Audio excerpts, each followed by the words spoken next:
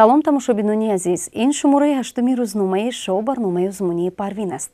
ин навбат шоу барномаи узмунии Парвин дар вилояти Хатлони шаҳри Бохтар бо иштироки мухлисону тамошобинон баргузор гардид.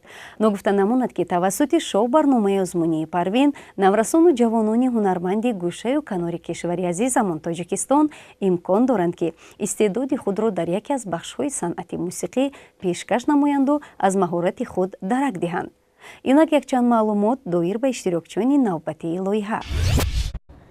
султон, шуморо ба лоиҳаи Парвин хушомадед мегӯем. саломат бошед. шумо аслан дар кадом жанрҳо суруд мехонед? бисёртар опера мехонед. имрӯз ҳам дар жанри опера дар назди мухлисон баромад мекунед ё ин ки дигар жанрҳо мехонед? камакак дигар. имрӯз ҳам суруди хориҷӣ месароед ё на? хориҷӣ аст. пеш аз оне ки ба саҳна бароед ду мисраакашро барои мо месароед. Imagine there's no countries, it isn't hard to do, nothing to kill or die for, and no religions too. боқӣ мондаш дар саҳна, баъд аз саҳна баромадан боз во мехӯрем. марҳамат. саломат бошед. султон хадзиев маҳорати худро дар жанри овозхонӣ нишон дод. султон жанри операро меписандад.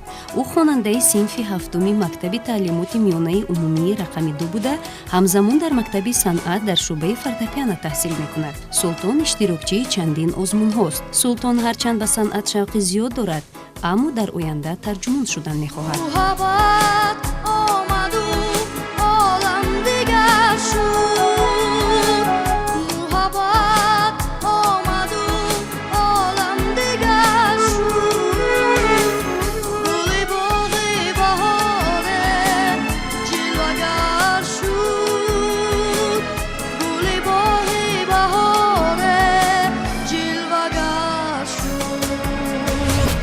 мавзуна, дар ҷодаи овозхонӣ масалан бештар кадом жанрҳои мусиқиро месароед?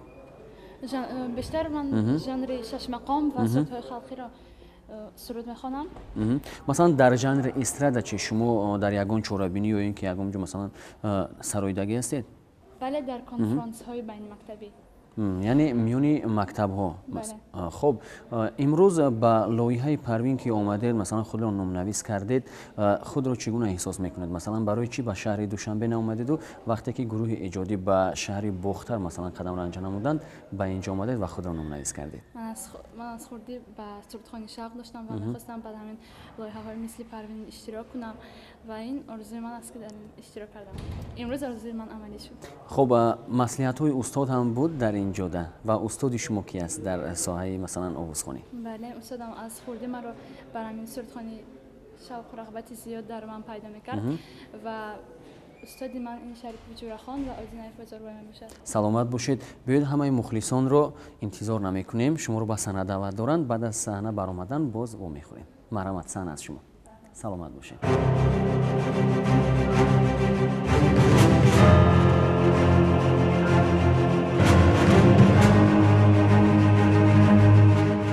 иштирокчии дигар дар жанри сарояндагӣ Мавзуна Сангинова мебошад. Мавзуна хонандаи литсеи давлатии рақами 1 шаҳри Бохтар аст. ӯ ҳамзамон дар мактаби мусиқӣ дар шӯъбаи фортепиано тамрин мекунад. шуғулҳои писандидаи дигари Мавзуна ин китобхонӣ ва расмкашӣ мебошад.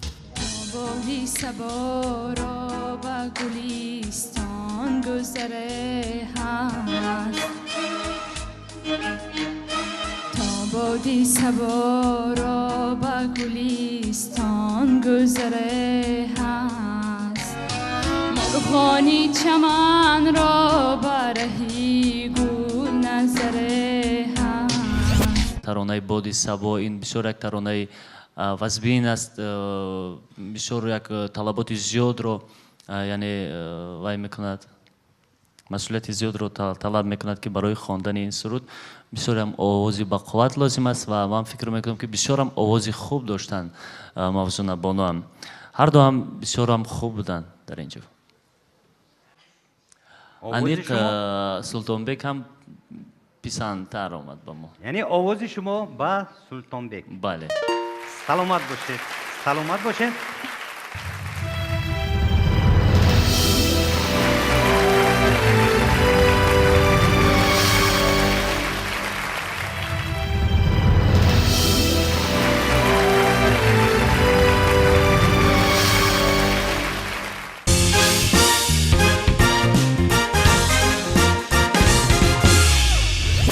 бинандагони азиз, тавре ки огаҳед ҳунармандони наврас маҳорати худро дар се жанри санъати мусиқӣ манзури мухлисону доварон мегардонанд ва ҳар нафаре ки ҳунару истеъдоди худро нисбат ба рақиби худ беҳтар нишон дода мухлисону доваронро ба ҳайрат мегузорад, албатта баҳои сазовур мегирад. хуб, акнун мегузарем ба қисмати дуюми барнома ки он жанри навозиш аст. дар жанри навозиш Зикрулло Қурбоналиев маҳорати худро нишон дод. Зикрулло дар навохтани созҳои нафасӣ шавқ дорад. ӯ дар мактаби санъат ҳунари мутрибии худро такмил дода истодааст. Зикрулло дар оянда мехоҳад мутахассиси хуб шавад.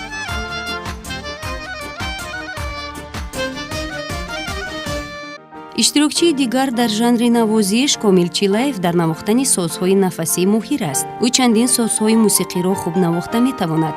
Комил дар якчанд озмуну чорабиниҳо ширкати фаъолона намуда сазовори ифтихорномаҳо гардидааст.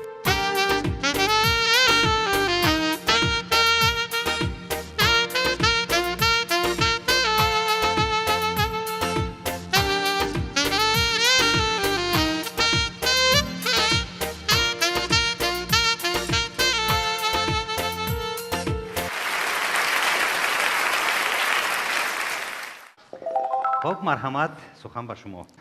با فکر من که کامل جان تیاری آمادگی نازدیده است.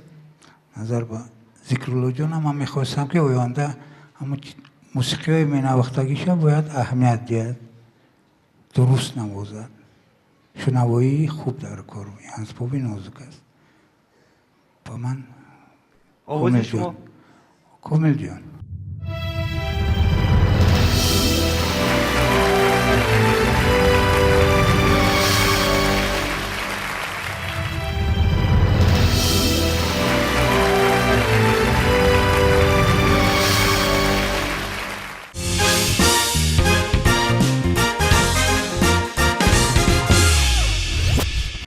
Дилафрӯз Саидова истеъдоди худро дар жанри рақс санҷид.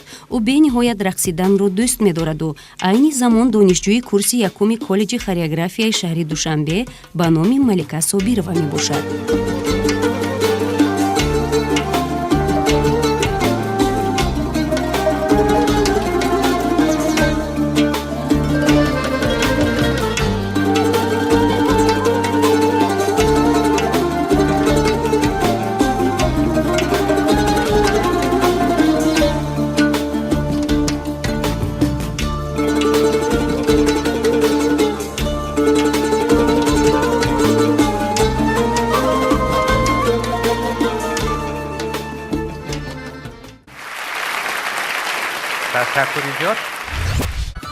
Дилдора Нематҷонова дар ансамбли Хотал мерақсаду фаъолият мекунад. ӯ ба рақсидан таваҷҷӯҳи хоса дорад. Дилдора дар оянда рақоса не, балки духтур шуданист.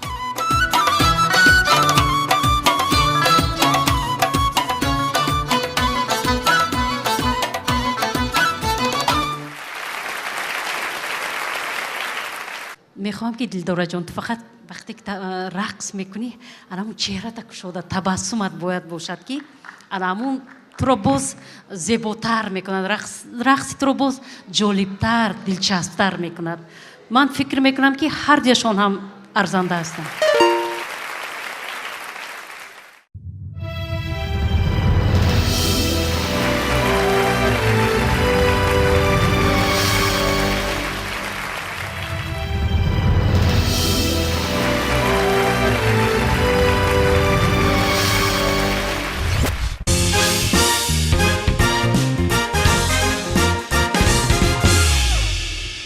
бинандагон ва мухлисони азизи шоу барномаи озмунии Парвин, шумо ҳам метавонед ба иштирокчии писандидаатон тавассути SMS паёмакҳо овоз диҳед. Таваҷҷӯҳ кунед ба тарзи дурусти равон намудани SMS паёмакҳо. Барои ин ба сомонаи телевизиони Баҳористон ворид шуда, овози худро ба иштирокчии писандидаатон метавонед ирсол намоед.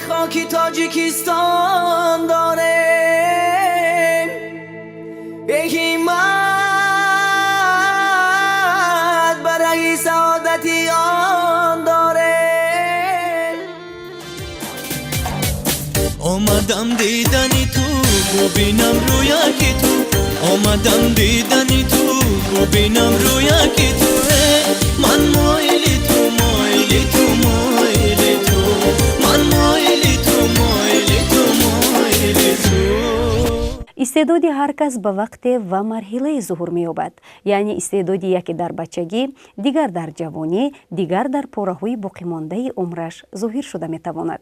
ба мақсадҳои бузург ноил гардидан танҳо хоҳиш, омӯзиш, кӯшиш, қавӣ будан, фидокорӣ зарур аст. ин ҳама метавонад касро ба олами орзуҳо ворид созад. аз ин лиҳоз мо таҳиягарони шоу барномаи озмунии Парвин таманно дорем ки иштирокчиёни лоиҳа муваффақ бигарданду ба орзуҳои неки худ бирасанд. хуб дӯстони азиз, ин ҷо ба рӯзномаи навбатии даври аввали шоу барномаи озмунии Парвин анҷом мебахшем. аз ҳунару маҳорати иштирокчиёни дигари лоиҳа шуморо дар рӯзномаҳои минбаъда ошно месозем. хайр азизон, то дидори дигар, хуш бимонед. Parvin, Parvin, dunyo ba ham shavad rangin, moying boyam sazi vatan, vatan ravshan ba misli Parvin, Parvin, Parvin, dunyo ba ham shavad rangin, moying boyam sazi vatan, vatan ravshan ba misli Parvin.